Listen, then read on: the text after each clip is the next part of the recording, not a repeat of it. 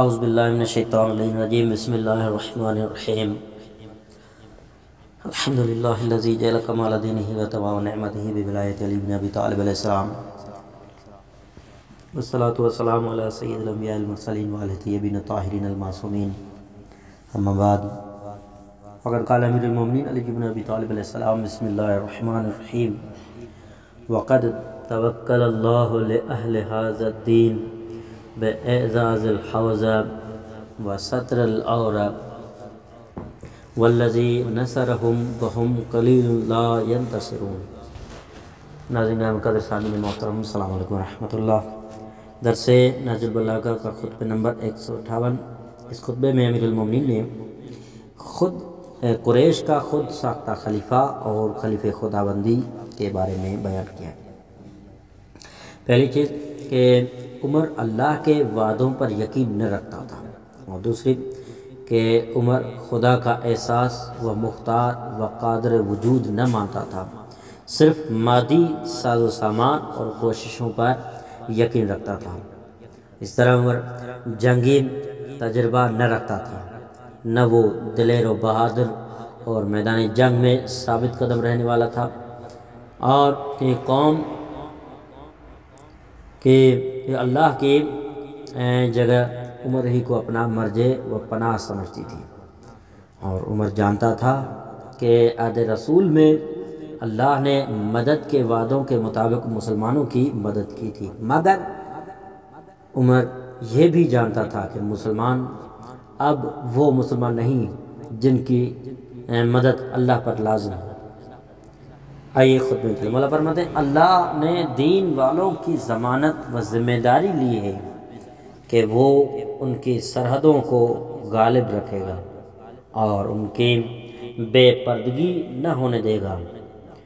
وہ وہی اللہ ہے جس نے ان کے اس وقت بھی نصرت کی تھی جب وہ بہت قلیل تھے اور ایسے تھے کہ ظلم و ستم کرنے والوں سے اپنا بدلہ بھی نہ لے سکتے تھے، اور انہیں مغلوب بھی نہ ہونے دیا جبکہ وہ بہت قلت میں تھے اور دفاعی قوت بھی نہ رکھتے تھے۔ وہ اللہ اب بھی زندہ ہے اور ہرگز نہ مرے گا۔ اگر تو بے ذات خود اس دشمن کی طرف گیا اور ان سے مقابلے کے دوران تو میدان جنگ سے ہٹ گیا تو بھاگتے ہوئے مسلمانوں کے لیے دور دراز آبادیوں کے علاوہ اور کہیں پناہ نہ ہوگی۔ تیرے میدان جنگ سے فرار کے بعد تو بھاگتے ہوئے فوج کے لیے پلٹنے کی منزل ہی نہ ہوگی جہاں پلٹ کر آ جائے۔ چنانچہ خود جانے کے بجائے ایسے شخص کو کمانڈر بنا کر بھیج جس نے لڑائیاں دیکھی ہو اور میدان میں جم کر لڑے، اور اس کے ساتھ ایسے لوگوں کو روانہ کر جو بلاؤں کا مقابلہ کر سکے اور ہدایت پر عمل پیرا ہوں، اور اگر اللہ نے ان کو غلبہ دیا تو بھی یہی چاہتا ہے، اور اگر شکست ہو جائے تو لوگوں کے لیے سہارا اور بدلہ پانے کی جگہ ہوگا۔ خطبہ نمبر 159۔ اس خطبے میں امیر المومنین قریش کے تیسری خلیفے کی طرفداری میں بولنے والے مغیرہ ابن اخنس کو حضرت علی کا عثمان کے اور قریشی قوم کے سامنے جواب اور ایک ایسا شجرہ جس کی نہ جڑ تھی نہ شاخیں، کہ مولا فرماتے ہیں اے ملعون کے بیٹے جس کی نسل نہ چلے، اے ایسے شجرے سے تعلق رکھنے والے کہ جس کی نہ جڑیں ہیں نہ شاخیں، کیا تو مجھ سے نبٹ سکتا ہے؟ جس شخص کا مددگار تو ہوگا اسے اللہ ہرگز عزت نہ دے گا، اور جسے تو ابھارے وہ کبھی اپنے پیروں پر کھڑا نہیں ہو سکتا۔ ہمارے پاس سے نکل جا، اللہ تجھے دور دور دفع کرے اور تیری منزل دور ہی رہے، اور پھر جو کچھ تو کر سکے ضرور کر گزرنا، اور مجھ پر بالکل رحم نہ کرنا، خدا تجھ پر رحم نہ کرے۔ خطبہ نمبر 160۔ اس خطبے میں قریشی لیڈروں نے حضرت علی کی بیعت کو بھی فلتا یعنی اچانک قرار دینے کی کوشش کی تھی، اور حضرت علی علیہ السلام کا چیلنج کہ میں ظالم کی ناک میں نکیل ڈال کر سر چشمہ حق تک لے جاؤں گا۔ آئیے خود میں چلے، مولا فرماتے ہیں تمہارا میری بیعت کرنا ابو بکر کی طرح فلتا نہیں کہلا سکتا، اور نہ ہی میرا اور تمہارا عمل درآمد یکساں اور مقصد ہے، ہم مقصد ہے۔ میں نے تمہاری حکومت اللہ کی رضا حاصل کرنے کو قبول کی ہے، اور تم نے اپنی ذاتی اغراض کے لیے میری حکومت قبول کی ہے۔ اے لوگوں، خود اپنی مصلحتوں اور خواہشوں پر چلنے کے بجائے میری اعانت کرو۔ خدا نے چاہا تو میں ہر مظلوم کا ظلم کرنے والوں سے انصاف کرا کے چھوڑوں گا، یعنی بدلہ لوں گا، اور ضرور بے ضرور ظالم کی ناک میں نکیل ڈال کر اسے کھینچتا ہوا سر چشمہ حق پر لاؤں گا، خواہ اسے یہ سب کچھ ناگوار ہی کیوں نہ گزرے۔ خطبہ نمبر 161۔ اس خطبے میں حضرت ایک قیامت اعلان نے حکومت کرتے ہوئے جو خود ساختہ خلیفے تھے ان کا ستیہ ناش کر دیں گے۔ اسی طرح تمام حکمرانوں سے مواخذہ، اور زمین کی کنجیاں اور خزانے و ذخیرے حاضر، اور حق و عدالت کا صحیح دورہ، اور ایک اور زبردست و قاہر شخص کے حملوں کی بات بھی کی ہے جو سروں کا فرش بچھائے گا۔ عربوں کی عقلوں کو واپس لا کر ٹھکانے لگا لیا۔ آئیے خود میں چلیں، مولا فرماتے ہیں کہ مجتہدانہ رویوں کو ہادیانہ رویہ پر واپس کر دے گا، جبکہ انہوں نے ہادیانہ عمل درآمد کو اجتہاد سے بدلا ہوا ہوگا، اور ذاتی و قومی رائے کو قرآن کے ماتحت کر دے گا، جبکہ انہوں نے قرآن کو ذاتی و قومی و اجماعی رائے کے ماتحت کر رکھا ہوگا، یہاں تک کہ نوبت آ جائے گی کہ جنگ اپنے پنڈلیوں پر جم کر اس طرح کھڑی ہو جائے گی کہ وہ اپنے دانت پوری طرح نکالے ہوئے ہوگی اور پوسی ہوئی ہوگی، یعنی اپنے تھن دودھ سے بھرے ہوئے ہوں گے، اور دودھ پینے میں میٹھا اور مزیدار ہوگا، لیکن پی چکھنے والوں کے لیے انجام کار برا ہوگا۔ ہاں، کل سے خبردار ہو، اور وہ خاص کل جلد ہی آنے والی ہے جسے تم پہچانتے نہیں ہو۔ ایک والی و حاکم جو عام حاکموں اور والیوں میں سے نہ ہوگا،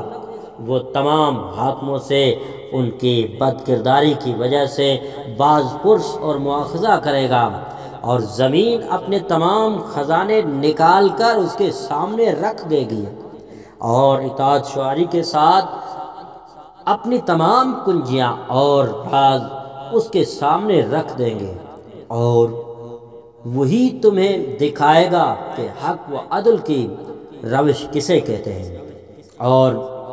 وہی موت کے گھاٹ اتارے ہوئے سنت اور کتاب کو از سر نو زندگی دے گا۔ اور گویا میں ایک باطلا حملہ آور کو دیکھ رہا ہوں کہ وہ شام میں کائیں کائیں کر رہا ہے، اور کوفہ کے گرد نواح میں اپنے پرچموں کو جگہ جگہ قائم کر رہا ہے، اور کٹ کھنے اونٹنی کی طرح کاٹ کھانے کے لیے کوفہ پر جھکا ہوا ہے، اور لوگوں کے سر کاٹ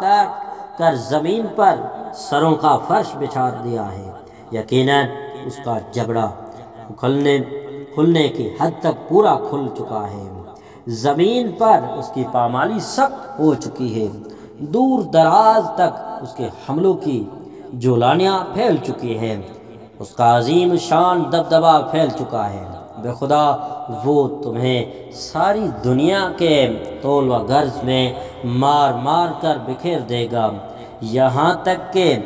تم میں سے اتنے کم تعداد میں لوگ رہ جائیں گے جیسے آنکھوں میں سرما ہوتا ہے۔ تم اسی حیرانی و تباہی کے عالم میں رہتے چلے جاؤ گے، یہاں تک کہ عربوں کی عقلیں مار کھاتے کھاتے ٹھیک جگہ واپس آ جائے گی۔ تم قائم رہنے والے سنتوں کو اپنی زندگی میں لازمی قرار دے دو اور منہ بولتے دینی آثار اور ریکارڈ کے مطابق روش اختیار کر لو جو ماضی قریب میں تم سے عہد لیا گیا تھا کہ جس پر نبوت باقی ہے اس پر قائم ہو جاؤ،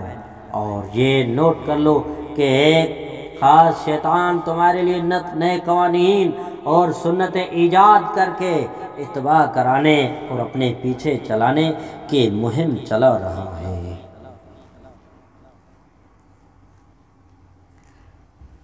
خطبہ نمبر 162۔ اس خطبے میں خلافت حاصل کرنے کے لیے کچھ صحابہ گمراہ لوگوں کے امام بن کر تیغ بے کف میدان میں آئیں گے اور اللہ کے تمام عہد و پیمان کو توڑ ڈالیں گے۔ سب سے پہلے اسلام کی دعوت دینے والا، بھائی چارہ قائم کرنے والا، احسان و سخاوت سے پیش آنے والا نائب خداوندی بھی ہو سکتا ہے۔ آئیے خطبے چلیں، یہ مختصر خطبہ۔ مولا فرماتے ہیں مجھ سے پہلے کسی نے دعوت حق میں عجلت نہیں کی، نہ کسی نے رحم کے ماتحت اعزاز و اقربا حقداروں سے اچھا سلوک جاری کیا، اور نہ عمومی حیثیت سے احسان اور سخاوت کو اپنا شعار بنا دیا۔ لہذا تم لوگ میری بات سنو اور میری گفتگو کو محفوظ رکھو۔ تم جلد ہی یہ دیکھنے والے ہوگے کہ آج کے بعد ہی سے خلافت حاصل کرنے کے لیے لوگ تلواریں سونت کر نکل پڑیں گے اور اللہ کے عہد و پیمان کو توڑ ڈالیں گے۔ بات یہاں تک جائے گی کہ تم میں سے بعض لوگ گمراہوں کے امام و لیڈر بن جائیں گے اور بعض لوگ جاہلوں کی بزرگی پھیلانے اور اشاعت کرنے لگیں گے۔ والسلام علیکم ورحمۃ اللہ وبرکاتہ۔